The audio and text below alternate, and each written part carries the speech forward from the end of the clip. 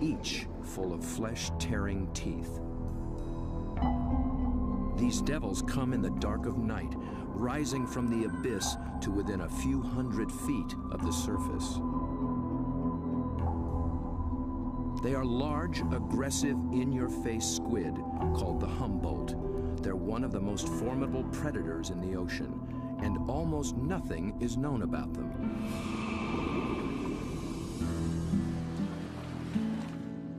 To cameraman Bob Cranston, the Humboldt have become an irresistible challenge. He's one of the few who've descended into their midst, at depths where others fear to follow.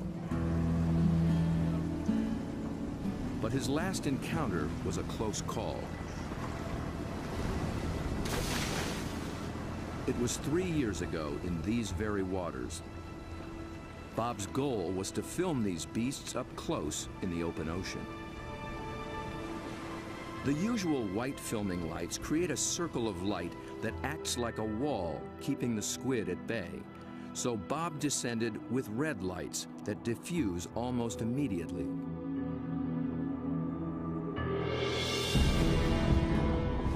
Suddenly, the squid were too close. For an instant, it seemed they would tear him apart.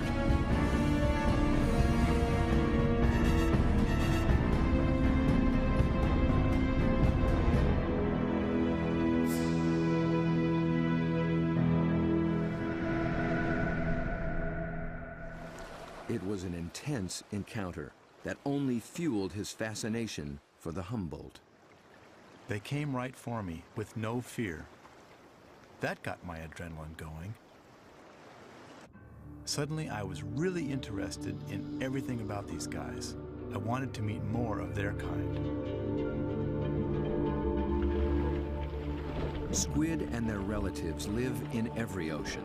Getting to know the family will take Bob on quite a journey.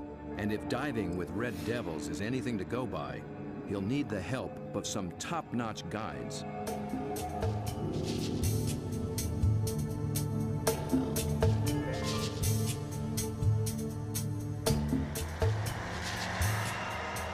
Bob begins his quest far to the north in the dark, cold waters of the Pacific Northwest.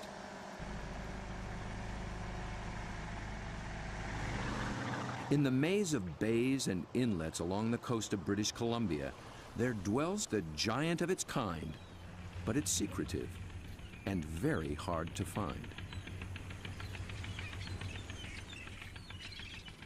Bob's asked Dr. Peter Ward for help. Peter is a paleontologist and an expert on the origins of this creature. He has decades of experience in these waters, and there's no substitute for local knowledge. So Bob, I got some maps of the underwater area we're going to go see tomorrow. Cool. And the nice thing about this, these are really high quality side scan sonars, and they give images in great detail. From these, we can pick out caves or dens, really, where the creatures that we seek can be found. Face to face with my camera. Whatever. Bob's been filming underwater for more than 30 years. He's one of the best at very difficult diving. It's a rebreather, a closed circuit rebreather. The CO carbon dioxide is pulled out, add a little oxygen, it comes back and you breathe it, same as the guys who walked on the moon. Fantastic. It's really cool. I can stay down there with the creatures and film them for as long as I can stand the cold. The water registers 47 degrees. Without a dry suit, a diver could slip into unconsciousness from the cold in just half an hour. Waterproof zipper. Same zipper they use in spacesuits. Only in a spacesuit, I think they pressurize it. In this suit, you get vacuum packed.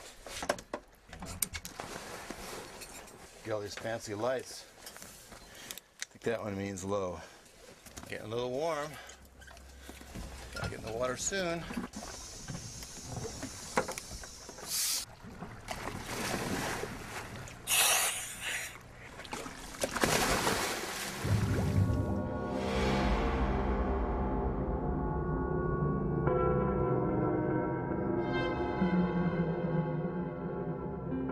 These gloomy green depths are called the Emerald Sea, and although cold, They are rich in oxygen and nutrients. The combination allows creatures to reach enormous size. Down at 60 feet, Bob and Peter pick up a trail of broken and discarded shells. A dead giveaway. Something strong and very hungry has come this way, and often.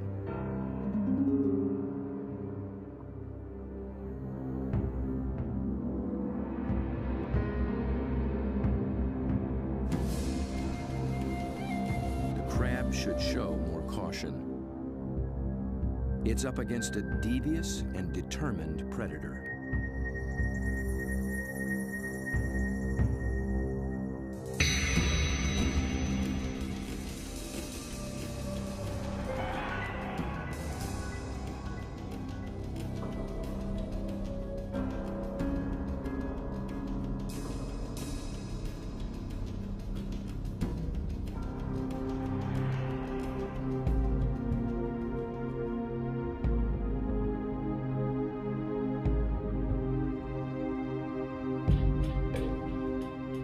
As Bob approaches, his quarry appears to have found him.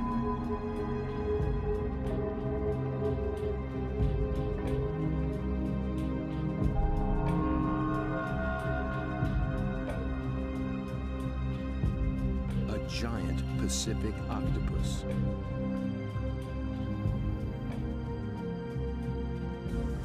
Eight arms of sinewy muscle lined with grasping suckers reach out and gently explore the strange intruder.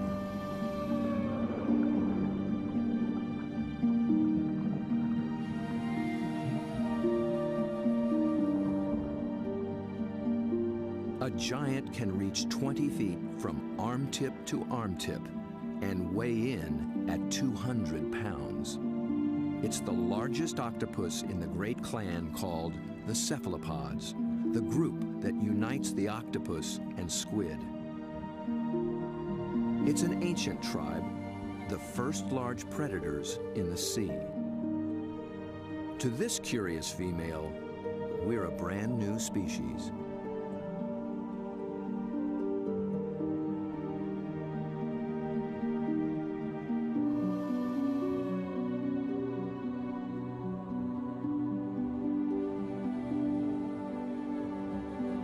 Cephalopod means head-footed, a good beginning in deciphering the octopus's amazing design.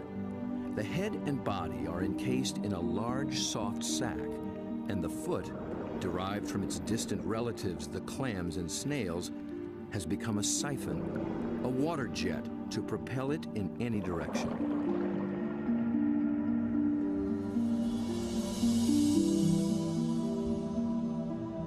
A long time ago, its ancestors were a shell, but the octopus has given that up. Yet for creatures with such tasty flesh, the lack of protection presents a problem. The cephalopod solution? The most extraordinary skin in the animal kingdom. In an instant, it can change color, pattern, and texture.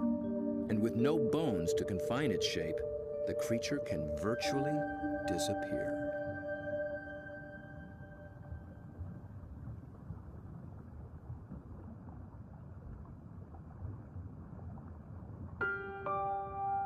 Another female lies sequestered in her den, tending to her brood of eggs.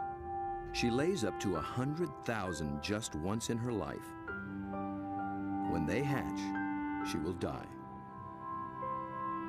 These clever, curious creatures won't live long at all. Their entire lifespan is no more than 3 or 4 years.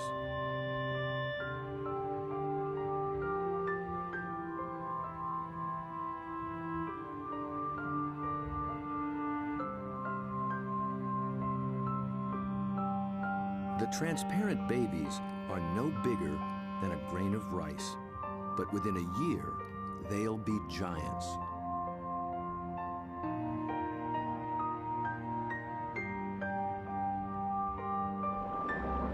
While the lives of these complex beings are all too brief, Their line reaches back 500 million years, long before sharks began swimming the seas. This would be a great spot right in here. Peter Ward has spent 35 years delving into cephalopod family secrets. He's brought Bob to a special outcropping of rocks. They were once well submerged in a much warmer sea and still hold a record of that long ago time. Fossils are found in these rocks, fossils of relatives of the octopus, actually. They're called ammonites. And how old are they? 80 million years in age. 80 million years. That's true. That is old. Back in those days, cephalopods made beautiful curved shells. If you dig long enough and hard enough, you can find some beautiful stuff. This is an ammonite. It's a fossil that is actually the direct ancestor of octopus. So this is an ancient cephalopod. It's related to the chambered nautilus, so the tentacles sat here and swam about. A shell is a mobile home and a defense against predators, but it's so cumbersome it makes swimming difficult. Of the almost 1,000 kinds of cephalopods alive today, only the nautilus still wears one. It's a living fossil, puffing along the reefs of the Indo-Pacific as though nothing has ever changed.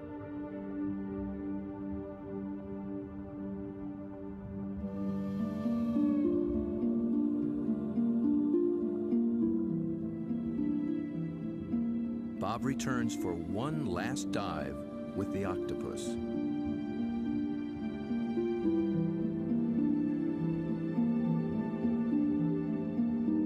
I couldn't resist bringing her a treat.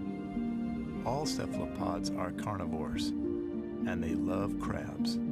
This creature actually reached out to me. I could sense her interest, her intelligence. I could see it in her eyes.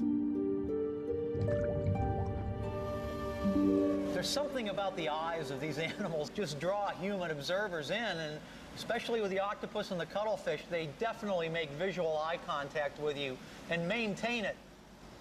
Dr. John Forsyth studies these creatures' amazing physiology and complex behaviors. And I've come in and played games with octopus where I'll duck down and they'll raise up and look at me, and then I'll raise up and they'll duck down, and this will just go on for 15 or 20 minutes. Like this guy, I can barely see him over there, but when I look up, you know, see, he's coming up. Because I think they look for our eyes. I think they try to make contact with our eyes as well. And I think that's what draws us into watching these animals. Whereas a fish, sometimes I look at a fish and I'm not sure where it's looking. They just have these blank, cold stares. But with a cephalopod, it's really never like that. At the National Resource Center for Cephalopods in Galveston, Texas, John maintains quite a collection. There are several kinds of octopuses, a school of small squid, and another relative, the cuttlefish. For John, the eyes of a cephalopod are not just the windows to its soul. They tell you a lot about how the animal lives. The octopus has a rectangular pupil that captures light reflected off the sea floor. Squid's large round eyes are adapted to seeing darting prey in the twilight of the open ocean.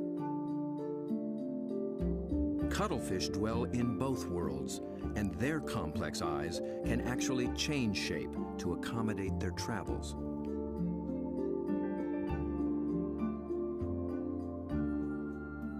But it's not in their eerie eyes that cephalopods reveal their inner feelings.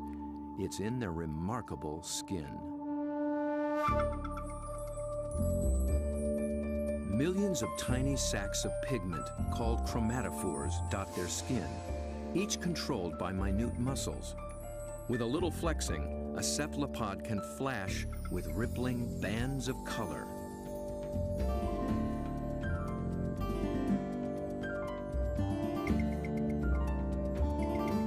Any sort of excitement, danger, desire, aggression, passion, and their skin lights up.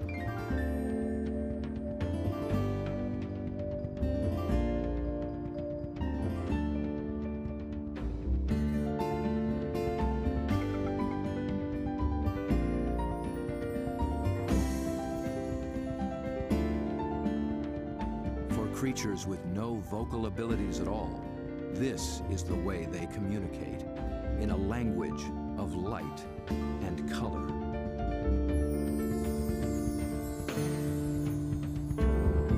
And like an octopus, a cuttlefish can transform its texture, matching its surroundings, hiding in plain sight. Given their camouflage capabilities, it's no wonder we're still learning just how many kinds there are.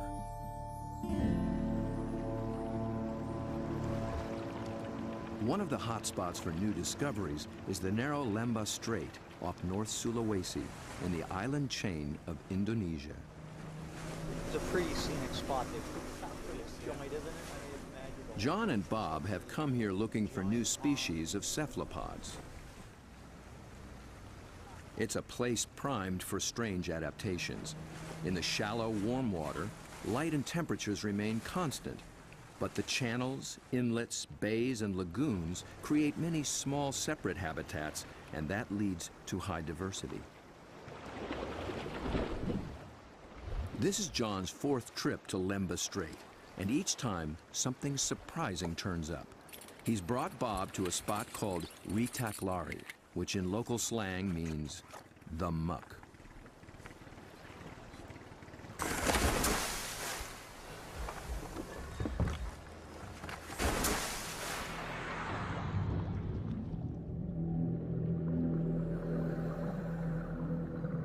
At first glance, it's a vast, flat disappointment.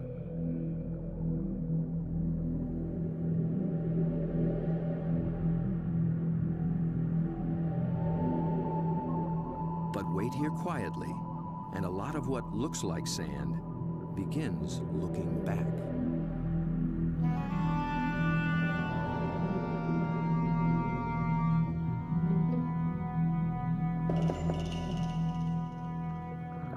From the still of the muck to the roaring straits, a lot of effort goes into not standing out. Drifting reeds are actually floating razorfish. And the end of a few branches turn into ornate ghost pipefish.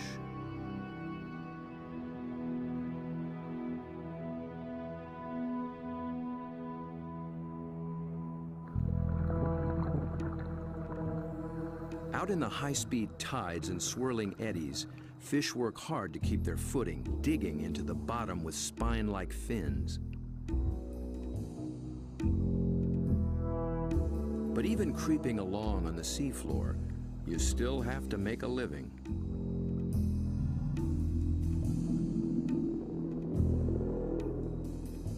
A harmless-looking weed rolling in the current is a hairy frogfish trolling for a meal.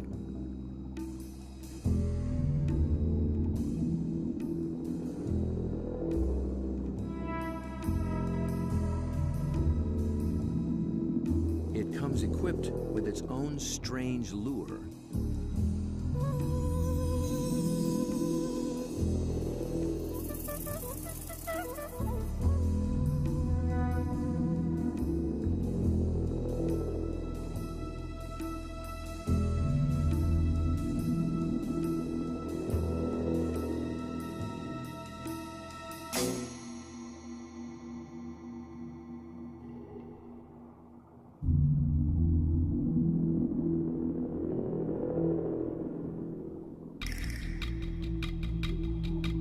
The sand offers the best retreat, but the crab has already been spotted. A marginated octopus is the perfect little predator here. Good camouflage, good eyesight,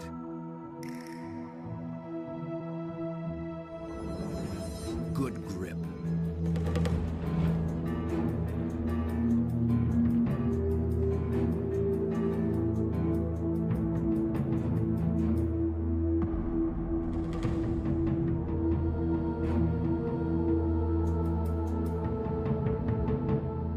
The soft-bodied octopus has one more weapon up its sleeve to subdue the crab's claws: venom.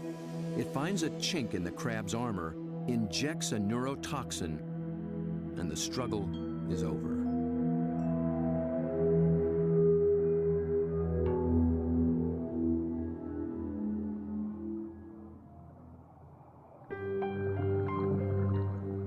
In such an open setting, the trick for every creature is to find some place to hide.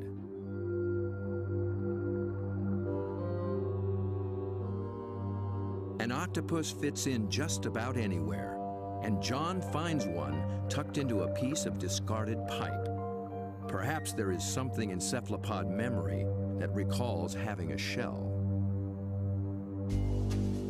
Bob and John find this little octopus ambling along with a dark brown bottle tucked under his arms. The bottle turned out to be his home, and he took it with him everywhere. So I thought I'd offer him a new fancy place and see if he's interested in trading spaces.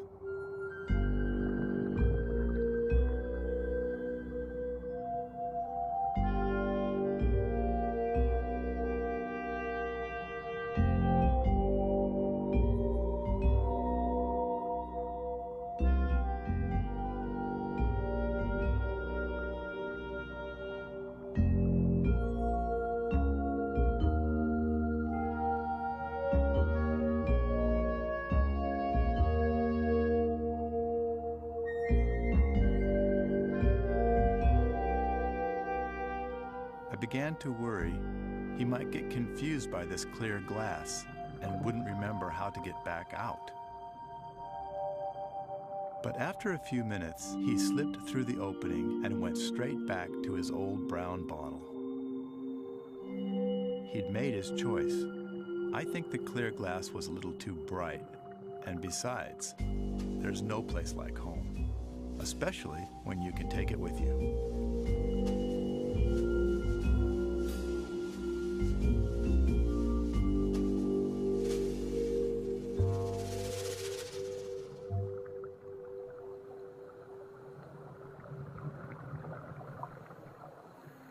In the husks of old coconut shells, they find the pearl-like eggs of one of John's favorite creatures. It's a tiny cuttlefish that's seldom seen after it hatches. It remains so small and well camouflaged that it takes great practice to find it.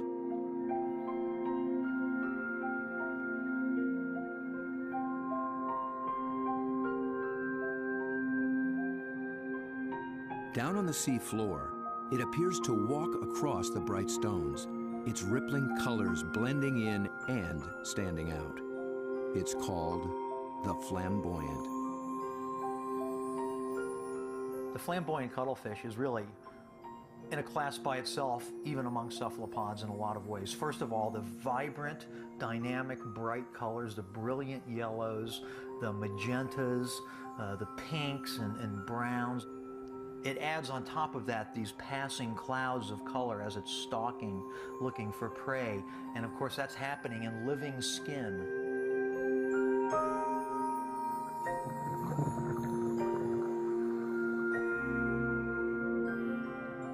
A lot of these animals are surprisingly bold. The flamboyant actually seems to like being under the lights. It begins hunting as soon as we start filming.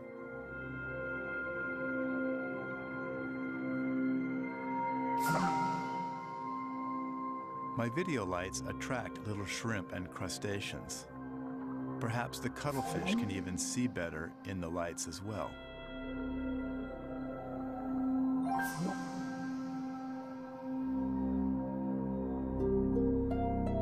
It's only when John sticks out an enormous hand that we see the scale of this little hunter. Next to a 6-foot Humboldt and a giant octopus, it's hard to believe it's one of the family.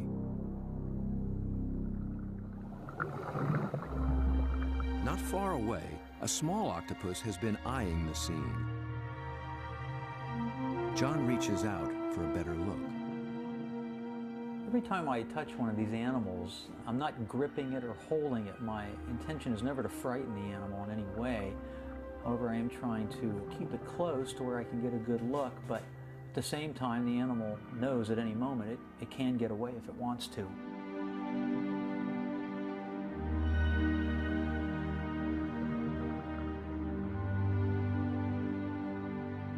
This octopus gets away all too soon. John thinks it may be a brand new species never seen before.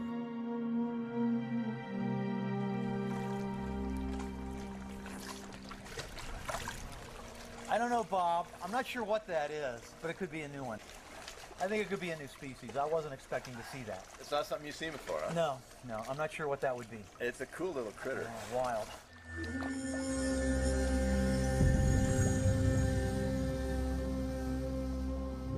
The waters of Sulawesi are full of new discoveries, and one is an octopus designed with a special brand of disguise. It lives in the same waters as the banded sea snake, whose bold stripes announce its potent venom.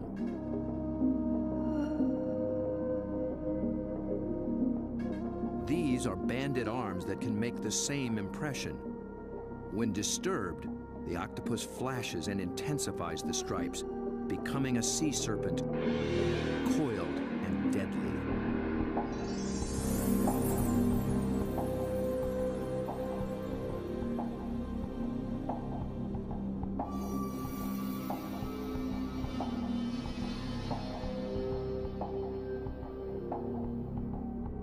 The creature has not yet been named by science, but it is known to be a fraud. It's a shy nocturnal octopus, and unlike the snake, its venom is virtually harmless. Its stripes are simply a ruse to intimidate would-be predators.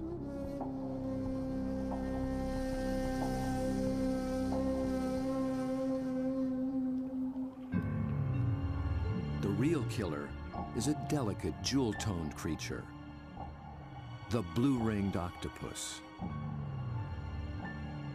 The flashing blue neon is no false alarm. Its poison can immobilize every muscle in the human body. There is no antidote. But all it's really after is a crab.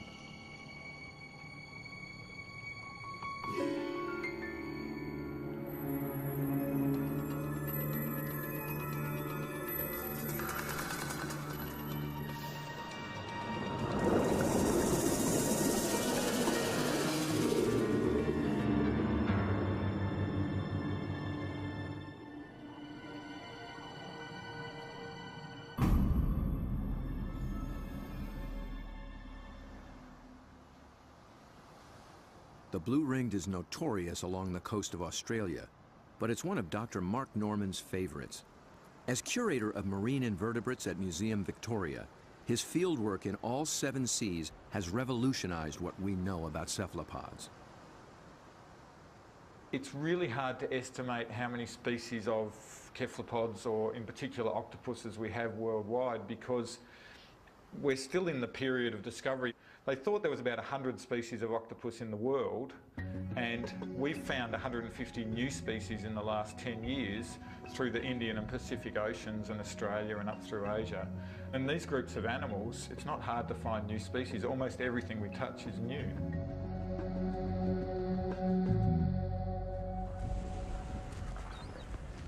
Bob wants to get close to the blue ring in the wild.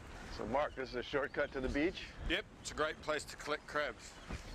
Through the graveyard, eh? Yep. So are these the bodies of the people who have been bitten by blue ring octopus? No, very few people have died from blue ring bites. He's more likely to have died choking to death on his calamari meal at the local pub. So this is where the crabs live? Yep, they hide up here at low tide under the rocks. As the guide to the blue ring, Mark starts Bob off with their prey. Lots of little crabs. Yeah. You need a nice juicy one. There you go. Look at the claws on that. That'll take your arm off. It's an ironback crab. You can appreciate why the octopus has to get rid of the crab's claws as quick as possible. Knock them out. When the octopus bites them, it actually goes for those soft gaps in the junctions, like the elbows where the arm is a bit thinner, or else they bite them right on the eyeball, and the poison goes straight down the eyeball and into the brain. So they end up paralysing the animal instantly and putting these claws out of action.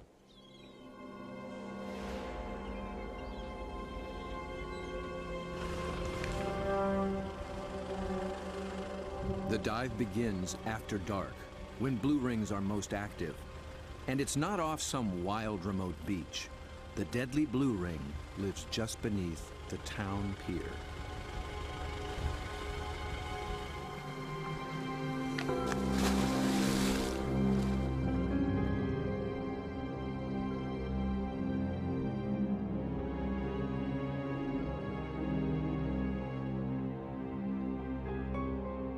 Blue ring octopus are an extremely venomous animal, and if I was to be bitten, I would probably be dead within 3 minutes. Your body would start stiffening up and you'd lose the capacity to breathe, you'd lose the capacity to wave or walk or run away, you'd run out of oxygen and you'd suffocate. But these little animals are really shy, really secretive, and the last thing they want to do is attack humans. They don't eat humans, they don't drag people out of their cars and drag them down the beach. They just feed on crabs. But tonight, not even a crab could catch its attention. This is a male, and he's just found a female. 2 wild blue rings are preparing to mate.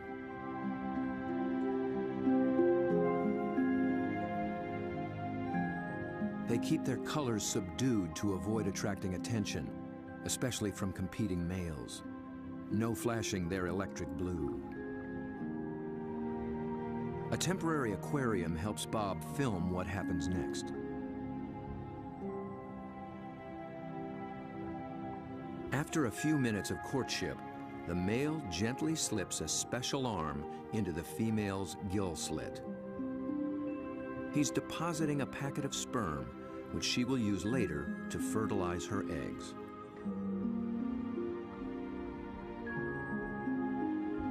It's the end of their relationship, and most likely the end of his brief life. That was all he needed to accomplish. Just beneath the very same pier is another cephalopod almost never seen in shallow water. New research finds that they too pack a poisonous punch. But their bright little stripes have earned them a harmless nickname, the pajama squid. I think these cephalopods are the closest to the cartoon characters. Their little black and white suits and their little frilly lashes behind their eyes and the yellow on the top of the eyes, they're just straight out of a comic book.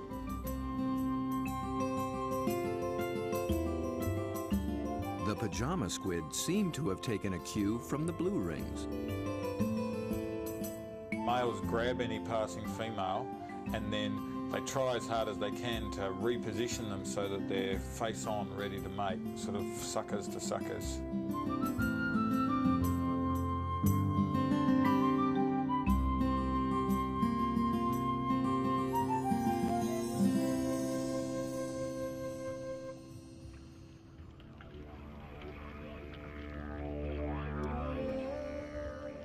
The mating season is also picking up off Australia's southwestern coast.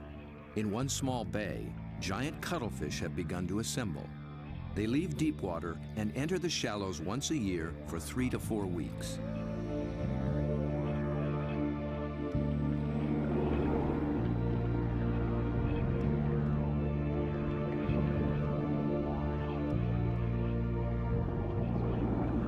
The males are 3 feet and massive, with 8 flowing arms and 1 all-consuming purpose.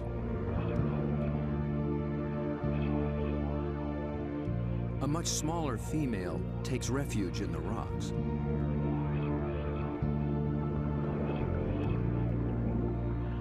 The males waste no time taking on their rivals.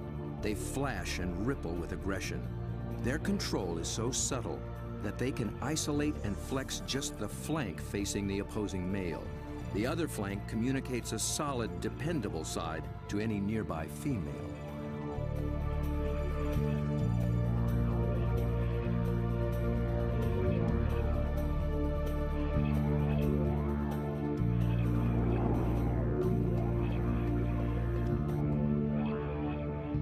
One male has claimed her and takes possession. He'll guard her now, keeping her beneath him until she is ready to lay her eggs. Jules, you around here somewhere? Bob is heading for this far-flung coast, but before diving with these giants, he needs to brush up on the subtleties of cuttlefish communication.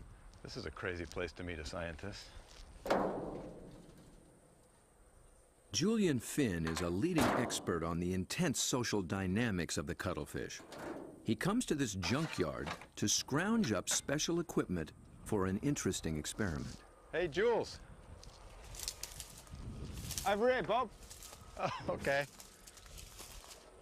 Oh, there you go. Yeah, it's You into lots old of stuff. cars? Oh yeah, I love them. I've got a number of old cars and plenty of treasures in this place.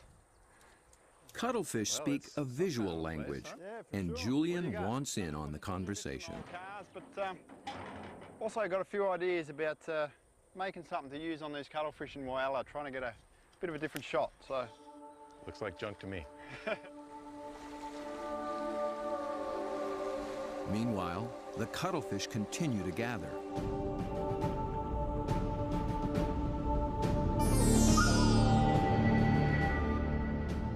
Their complex communication escalates into a kaleidoscope of colors. Opponents toss each other in the rolling tide, and things start getting rough.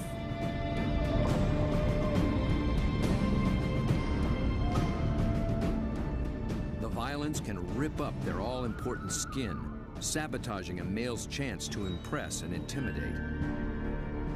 And someone's nursing a torn-off tentacle.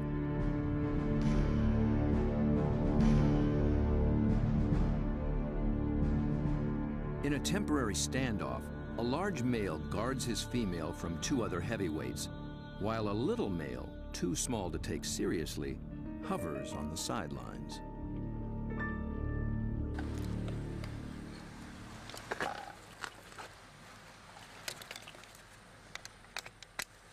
The two males on shore get set to join the fray. well, here you go, Jules. I just wanted you to know that my camera's bigger than yours. Mine's a bit different than yours, too. Well, yours has a hubcap on the front of it. What I'm hoping to do is film the male's reaction to another male. But instead of having another male there, I'm going to have its reflection. It's when males are the same size that trouble starts, and Julian will present one with its very own reflection. He's studying the displays and the intense competition. He intends to provoke a fight. He approaches a large male who immediately responds.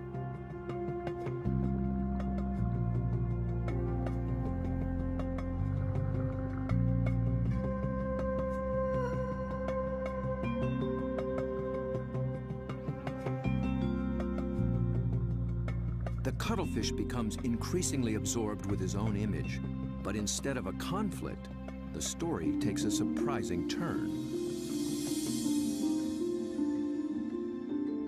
The small, unimpressive male has sneaked in and begun mating with the unguarded female.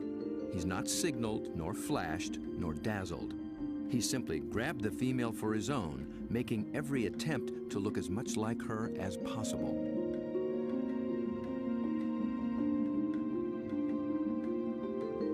The aggressive male makes no headway with the mirror and finally moves off to resume his duties.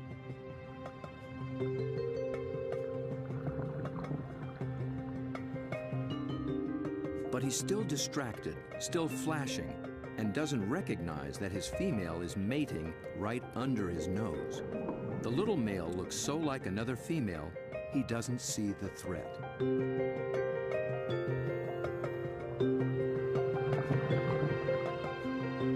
At last, he senses something's wrong and moves in to reclaim his female.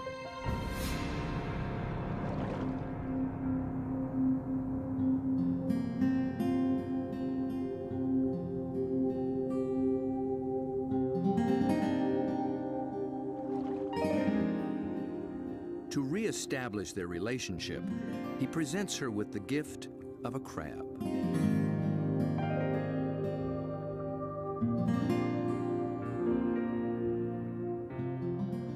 With so much going on in cuttlefish society, Julian will be experimenting for a long time to come.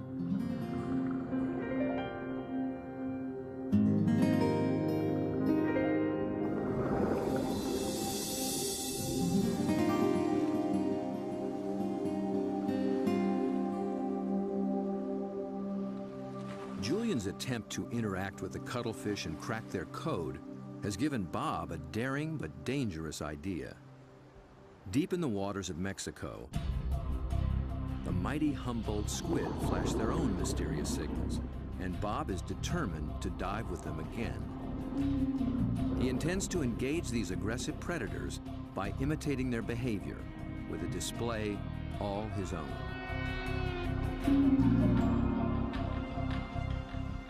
Mark Norman and Julian Finn think he's close to crazy. Sure, you've got the blueing octopus that can kill you within a few minutes with the poison, yet there's something scarier about a squid that can rip off your flesh and tear out your throat, so to speak. I think you'd be really sensible to work with shark cages with those animals, because the stories I've heard, and they're these massive animals that will effectively skeletonise a cow in a minute because they're such voracious predators. Bob Cranston has no intention of taking this advice. His whole goal is to interact with these squid on their terms, in their world.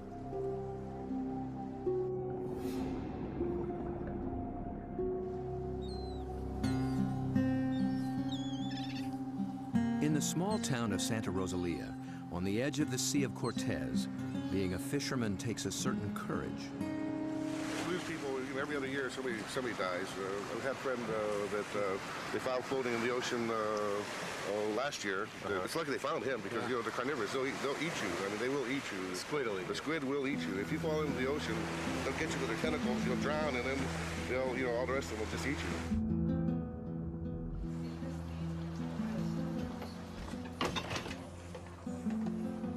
Despite their dread, these fishermen face the Humboldt on a nightly basis. Bob will need their help if he hopes to find when and where the squid are rising.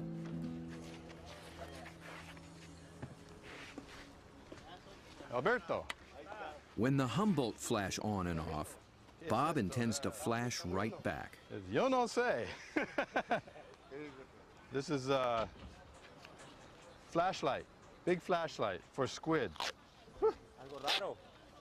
We're gonna... Estos loco, see?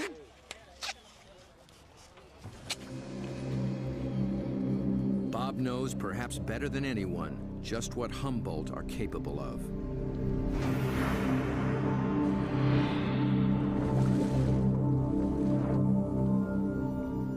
But it's not fear that he feels. It's an intense fascination for such alien creatures in a world so different from our own. For me, there's just something about these animals. Maybe it's because this type of diving in itself is a great challenge. It's hard to work at these depths. I've managed to go down and physically touch these fantastic creatures, but somehow they're the ones that have taken a hold of me.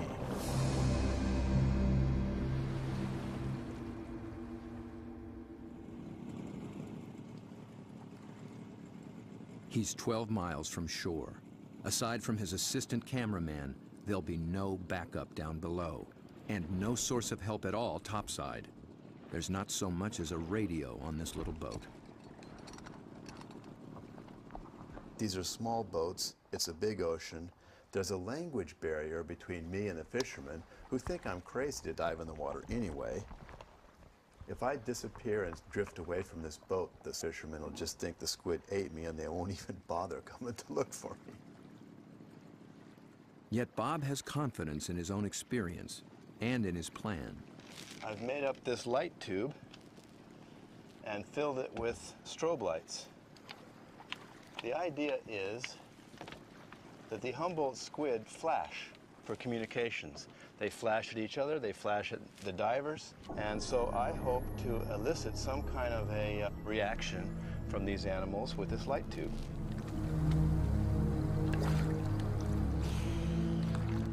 Beneath the boat lies 1,000 feet of open water and sea monsters.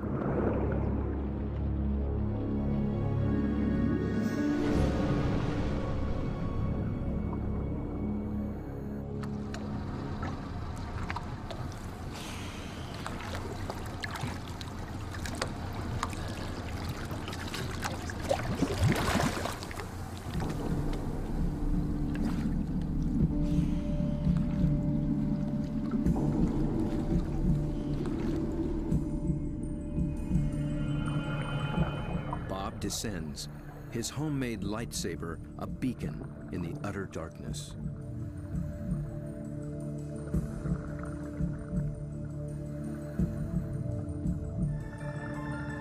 Right away, there's a complete surprise.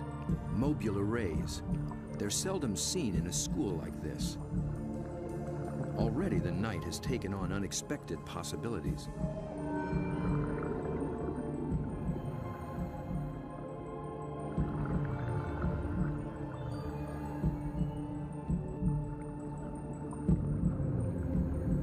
With his depth gauge reading 150 feet, Bob figures he's in squid waters.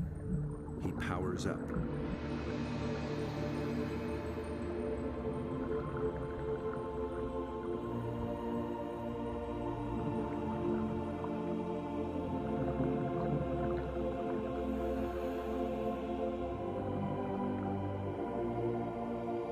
A giant swarm of pink krill mobs the lights.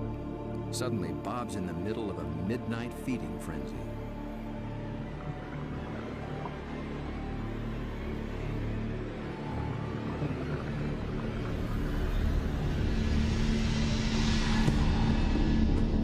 Then, rocketing up from below, Humboldt squid.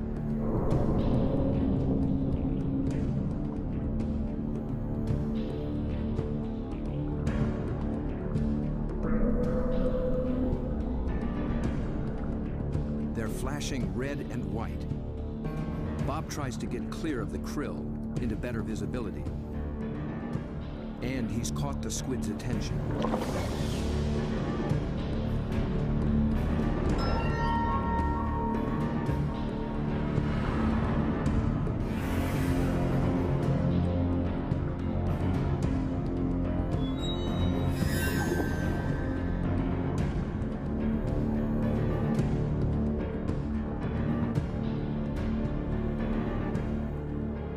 Transfixed by this enormous eye up from the deep.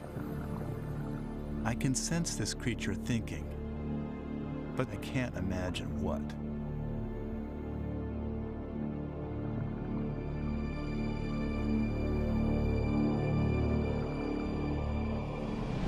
A minute later, contact. The squid grabs hold, testing the light the only way it can.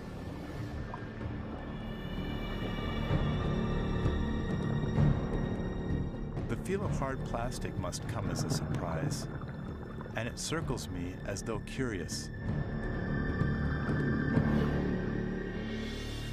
Then, it comes back for more. This time, the aggression is gone. It just seems interested. Amazing.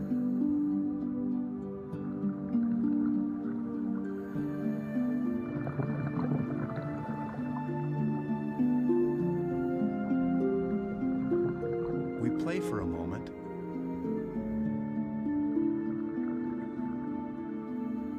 Then suddenly, it's over.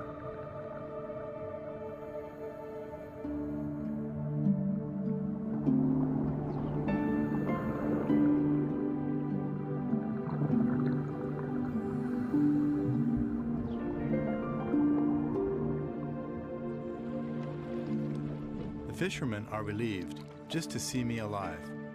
But I climb back in the boat, knowing something remarkable has just happened. I danced with the devil down in the deep, and I'm already thinking about the next dive.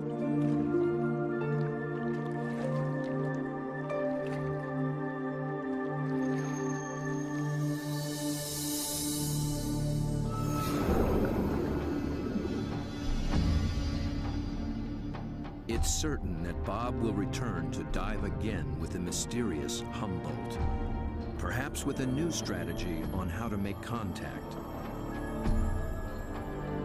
He's just at the beginning of this extraordinary quest.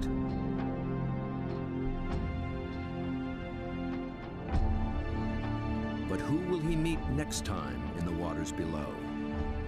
Friend or foe. It's a deep water ocean, so we're talking about depths from 3,000 meters down to 5,000 meters.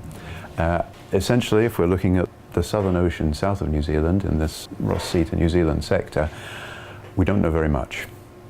Our voyage on the Tangaroa in 2008 as part of the International Polar Year was the first that looked at the northern continental slope of the Ross Sea, and the first that looked at the groups of seamounts which are north of the Ross Sea. So that gives you perhaps an idea of the state we're at. That's the first exploration, so the first surveys of those seamounts and the first exploration of the fauna that live there. We're just beginning. The main tools that we use to sample these areas are, the most useful one we're finding is the high-definition deep water camera systems that we have.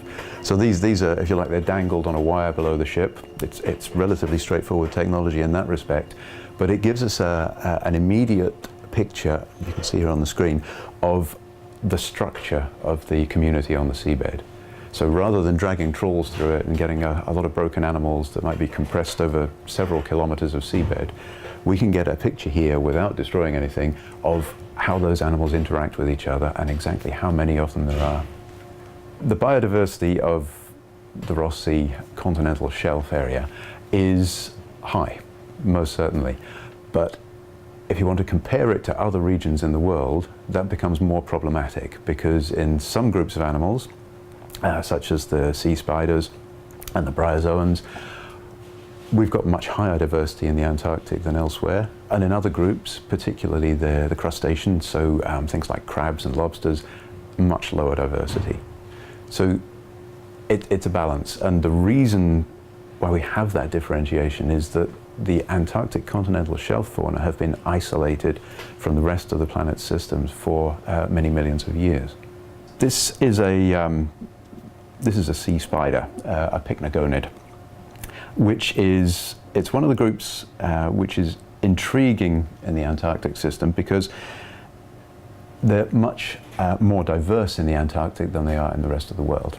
There's a much larger proportion of all the species that exist are in the Antarctic than elsewhere.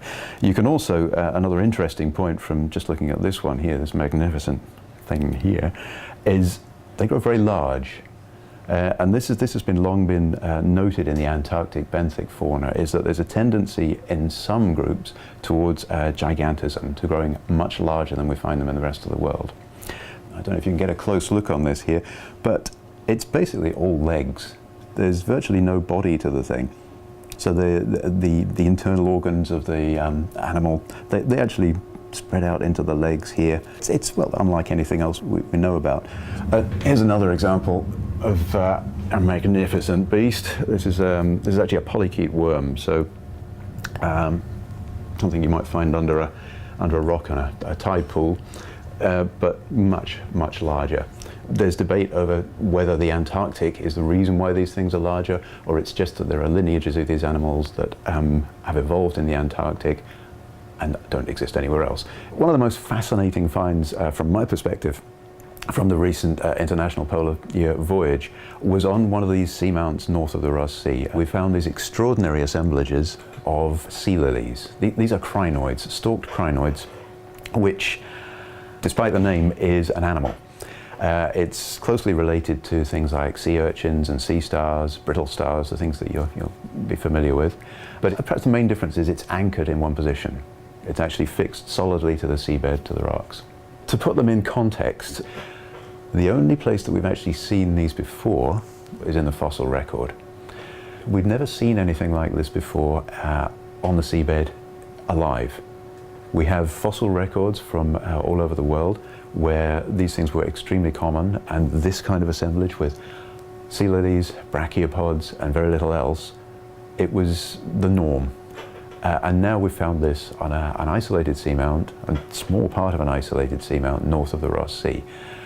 It's the kind of scientific find that sparks our interest, makes us start to generate the questions that make us go out and search for more answers.